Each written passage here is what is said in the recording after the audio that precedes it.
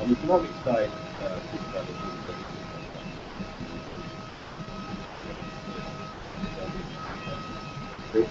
want to just say that not many people know that there is no Malaysian investment into China, then China's investment into Malaysia. Our total investment into China is 6.3 billion. Whereas the Chinese investment is because of 200 million. So I'm so glad to see that the next stage of my work is not selling, but just the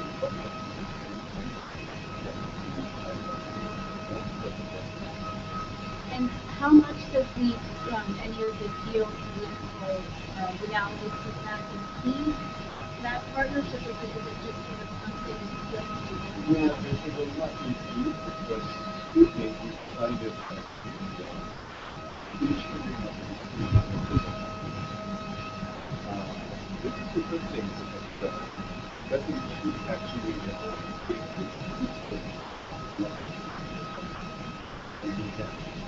it's that look, we are looking at that problem in the context of so that we will see that in a proper perspective. So what we alluded to is to be seen in a bigger context. And that's your way of looking at it. There is so much value in our bilateral relations that we cannot afford that issue to become an impediment. So I would like to ask both of you, one person who did not come, you would have had a busy week, except you were spared a visit by President Obama to Malaysia, and he is not here. I'd love to get your sense of the importance of the American president being here at APEC right now, and then we can talk a little bit about your relationship with them, but I'd love to hear both of you, sort of your views. Obviously, you're familiar with domestic realities and how much that can constrict somebody abroad, but can you give me some sense of what you would have done, or even just your views of him not being here? Does it make a big difference? Well, I was having this daunting prospect of having to receive 2 superpowers within a week. But it was something that I was, and all Malaysians were looking forward to President Obama's visit, because he has a lot of fans in Malaysia, and of course he grew up in Indonesia, so he's very familiar with this part of the world. But beyond that, we see the strategic importance.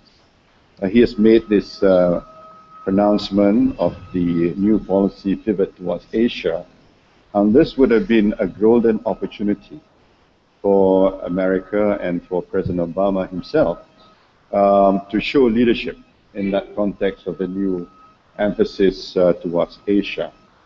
So in a sense, the missed opportunity, I know people in Indonesia, the government in Indonesia also, felt the same way. It's a missed opportunity. The cover of the Jakarta Post was "Diminishing Superpower" was the headline I read.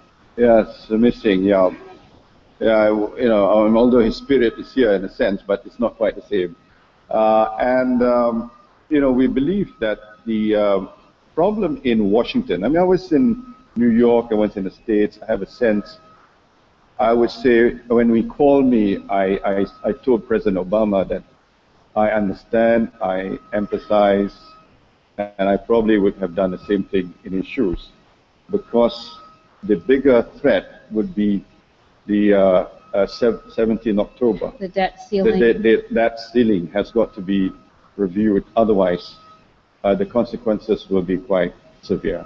So President Peña Nieto, what's your sense in terms of not just the importance of President Obama being here at this meeting, but just in terms of the attitudes towards trade and the resilience of the U.S. economy, since you're very much wedded to it as well. Bueno, sin duda la relación que tiene México con Estados Unidos se inscribe en una relación geográficamente cercana y también en términos de los acuerdos que hemos tomado, donde también hemos hecho un relanzamiento a la relación para ir más allá de lo que pareciera hubiera enmarcado de manera monotemática la relación en materia de seguridad o en cooperación para la seguridad en la frontera y de ambas naciones. Ahora hemos establecido un diálogo de alto nivel que encabeza precisamente el vicepresidente de Estados Unidos con funcionarios del más alto nivel del gobierno norteamericano para explorar distintas áreas donde podamos tener una mayor cooperación y mayor interacción.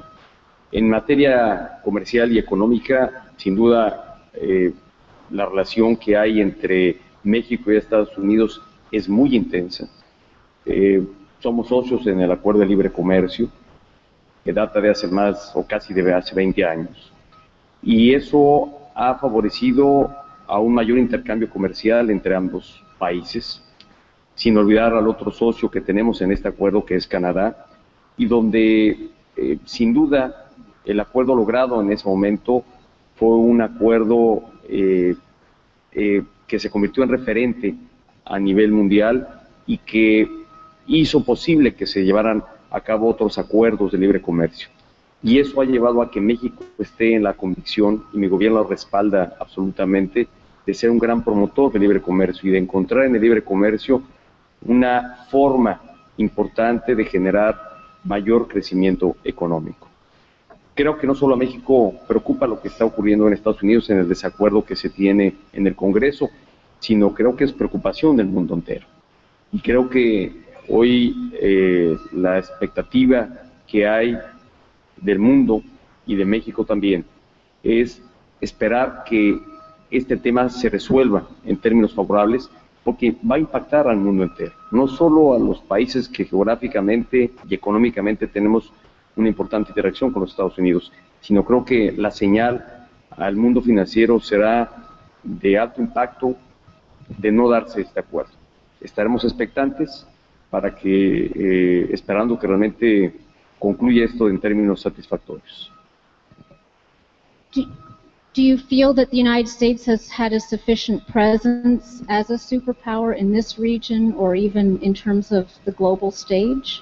Bueno, aquí, insisto, con los Estados Unidos compartimos la visión de el libre comercio y de la apertura, y creo que hay en curso un instrumento de acercamiento entre América y la región de Asia-Pacífico, que justamente también compartimos con Malasia como socio del TPP.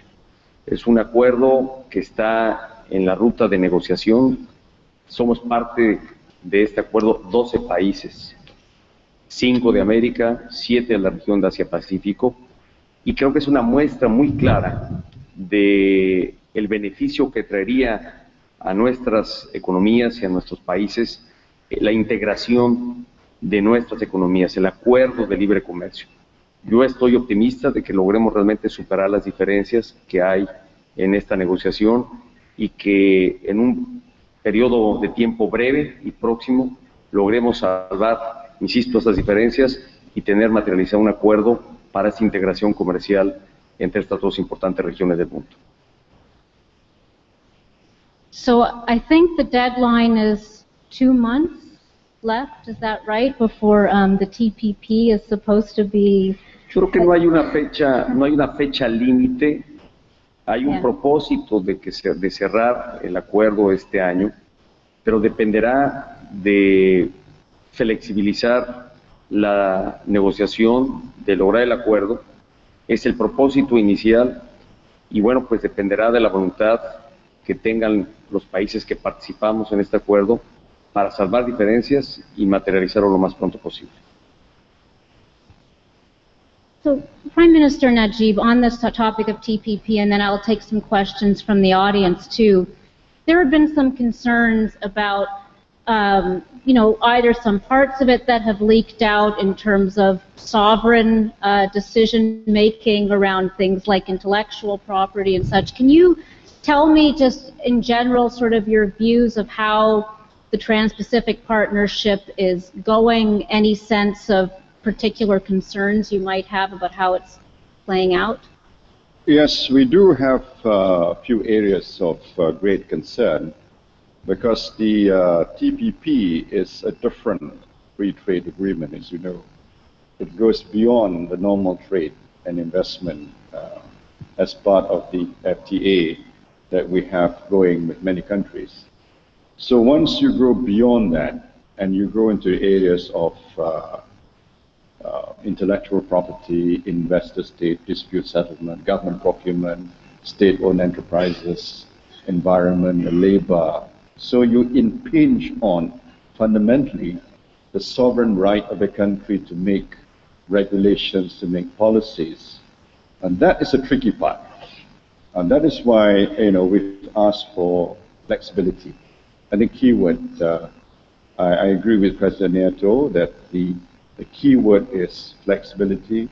And we should not be, you know, the timeline is desired or desirable that we try to conclude it by the end of this year, but it's not cast in stone. And because there's also the process of negotiations is one. The other thing is to have the buy-in domestically. And we have committed that we need to present it to Parliament in Malaysia. And do you think the buy-in is there at this point, or there needs to be fundamental changes to get that buy-in? They need to know more about it. I think there's some who are, you know, opposed to it, small minority, but there are many who say, look,